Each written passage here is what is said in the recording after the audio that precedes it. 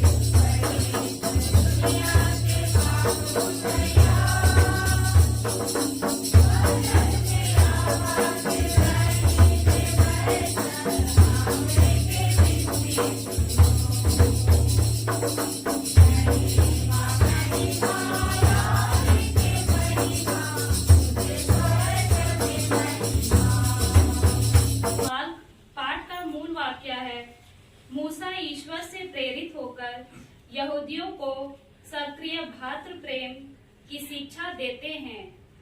उन्हें विशेष रूप से उन लोगों की सहायता करनी है जो दीनहीन हैं, जैसे परदेसी, विधवा और अनाथ। ईश्वर ऐसे लोगों के साथ दुर्व्यवहार करने वालों को कठोर दंड देगा। निर्गमन ग्रंथ अध्याय 22 पद संख्या 20 से 29। यदि तुम विधवा अथवा अनाथ के साथ दुर्व्यवहार करोगे तो मेरा क्रोध भड़क उठेगा। प्रभु मूसा से बोला, इस्राएलियों से यह कहो, तुम लोग परदेशी के साथ अन्याय मत करो, उस पर अत्याचार मत करो, क्योंकि तुम भी मिस्र देश में परदेशी थे।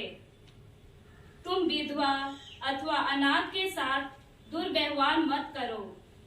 यदि तुम उनके साथ दुर्व्यवहार करोगे और वे मेरी दुहाई देंगे, तो मैं उनकी पुकार सुनूंगा और मेरा क्रोध भड़क उठेगा। मैं तुमको तलवार के घाट उतरवा दूंगा और तुम्हारी पत्नियां विधवा और तुम्हारे बच्चे अनाथ हो जाएंगे।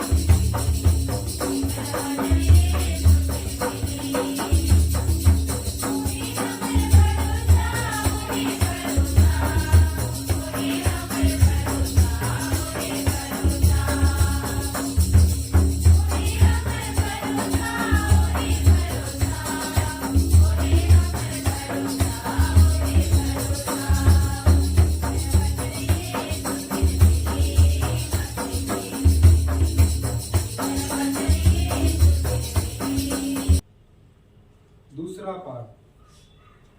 थिस्सलुनीके के निवासियों ने प्रभु यीशु तथा संत पौलुस का अनुसरण किया।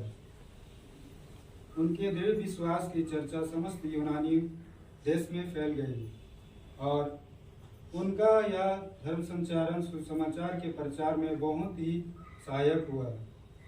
आजकल भी धर्म प्रचार का सर्वोच्चतम साधन और विश्वासियों का साचरण प्रीत प्रेम है। थिस्सलुनीकियों के संत पौलुस का पहला पत्र, अध्याय 1, पद संख्या 5 से 10। आप लोग देव मूर्तियां छोड़कर ईश्वर के सेवक बन गए। अब आप उसके पुत्र की प्रतीक्षा करते हैं। आप लोग जानते हैं कि आपके कल्याण के बीच हमारा आचरण कैसा रहा। आप लोग हमारा तथा प्रभु का अनुसरण किया और घोर का सम्मान करते हुए पवित्र आत्मा की प्रेरणा से आनंद पूर्वक सुसमाचार स्वीकार किया। इस प्रकार मेदोनिया और अखैर के सब विश्वासियों के लिए आदर्श बन गए। आप लोग के यहाँ से प्रभु का सुसमाचार न केवल मकेदोनिया और अखैया में फैल गया, बल्कि ईश्वर में आपके विश्वास की चर्चा सर्वत्र हो रही है। हमें कुछ नहीं कहना, लोग स्वयं बताते हैं कि आपके यहाँ हमारे कैसा स्वागत हुआ और आप किस प्रकार देव मूर्तियां छोड़कर ईश्वर की ओर अभिमुख हुए, जिससे आप सच्चे और जीवित ईश्वर के सेवक बन गए।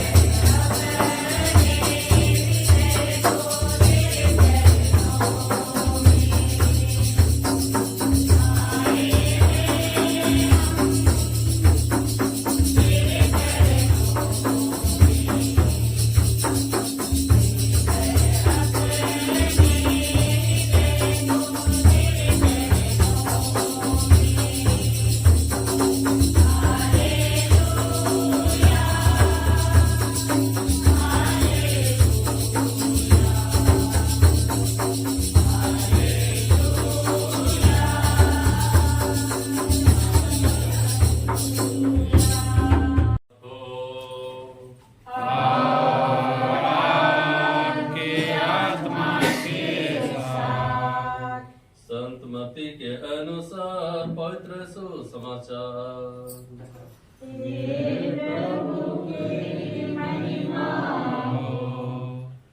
अध्याय 22 पद संख्याएं 34 से 40 तक।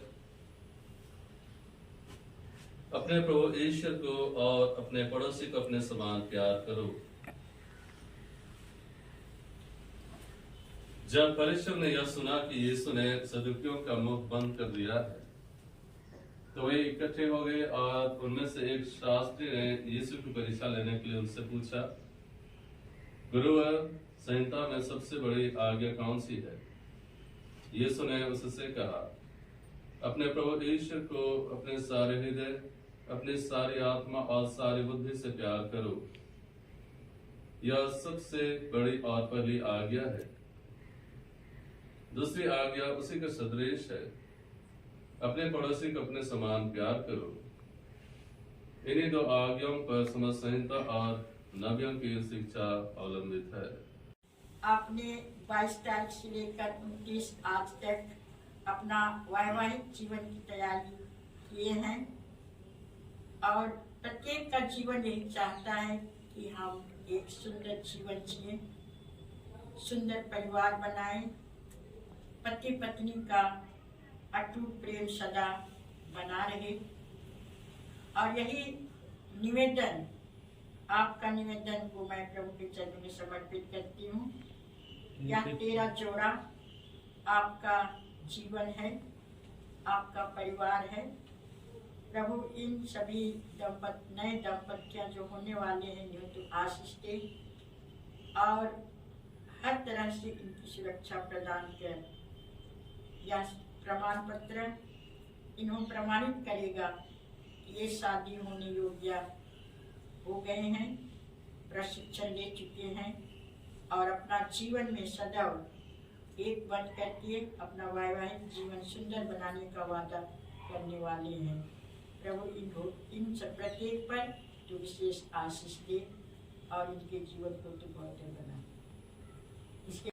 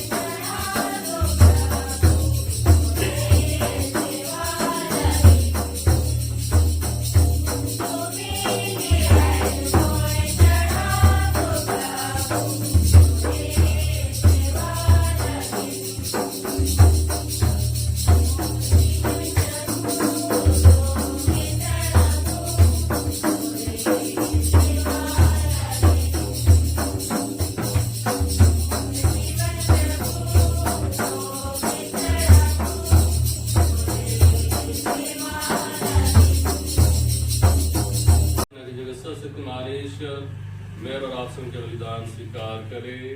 प्रभु अपने नाम की स्तुति और महिमा के लिए और हमारे समस्त कलीसिया के नाम के लिए आप यहाँ अपने बलिदान स्वीकार करें।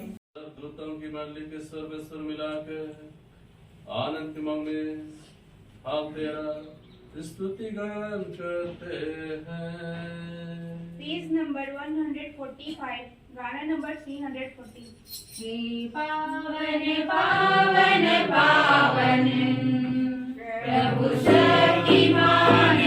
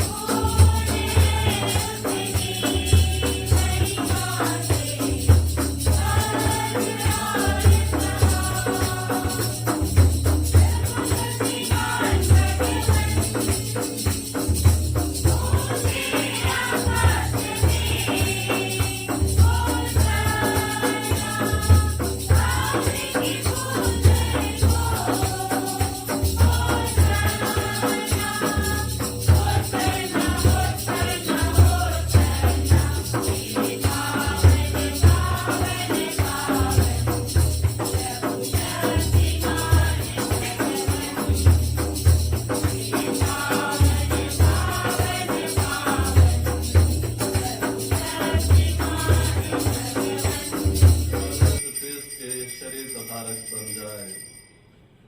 जब वे स्वेच्छा से मृत्यु के लिए सौंपे गए, उन्होंने रोटी ली, तुझे धन्यवाद दिया और रोटी तोड़कर उसे अपने शिष्यों को देते हुए कहा, तुम सब इससे लो और इसमें से खाओ, क्योंकि यह मेरा शरीर है जो तुम्हारे लिए बलि चढ़ाया जाएगा।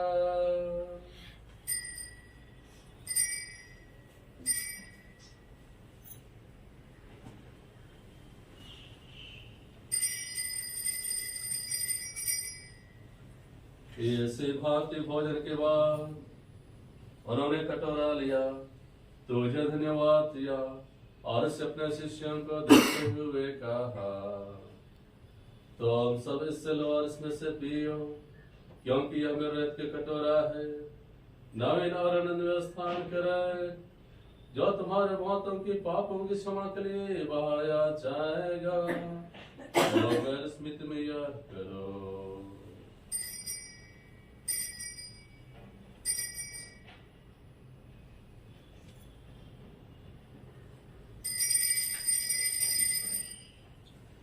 विश्वास कर रहस्य। हे प्रभु, हम तेरी मृत्यु और पुनरुत्थान की घोषणा तेरे पुनरागमन तक करते रहेंगे। इनके साथ आधे में हे सत्यमान पिता ईश्वर पवित्र आत्मा के साथ सारा गौरव तथा सम्मान युग युग तेरा ही है।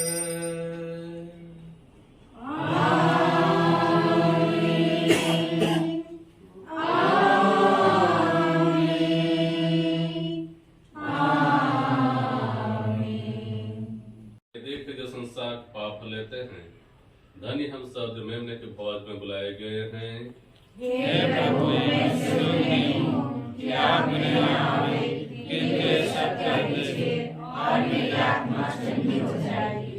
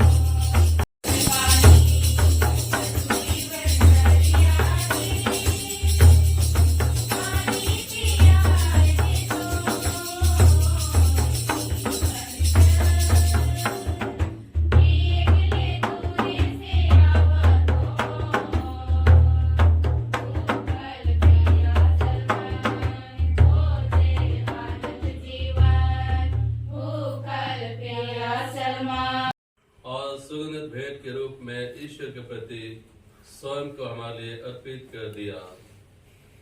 हम प्रार्थना करें। हे प्रभु, हमारी आत्मा अपने संस्कारों का फल उत्पन्न कर, ताकि जिन प्रभु को हमने संस्कार में ग्रहण किया है, सर्व हम उनका साक्षात दर्शन कर सकें। हम यह प्रार्थना करते हमारे प्रभु ख्रिस्त के द्वारा। आमीन। प्रभु आप लोगों के साथ हो और आपके आत्मा के साथ। सर्वशक्तिमान ईश्वर पिता और पुत्र और पवित्र आत्मा का आशीर्वाद प्रदान करे। आमीन। आप लोग विदा ले, निष्ठा संपन्न हुआ। ईश्वर को धन्यवाद।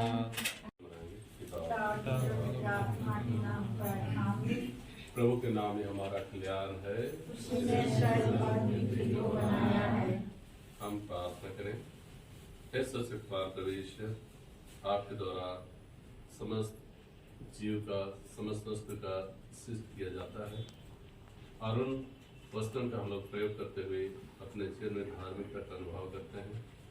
अतः जो भी वस्तुएं हैं उन सबों को पिता और पुत्र और पितात्मा के नाम पर पवित्र कर, जिससे हम आपके अनुभव, आपकी उपस्थिति का अनुभव करते पवित्रता में आगे बढ़े।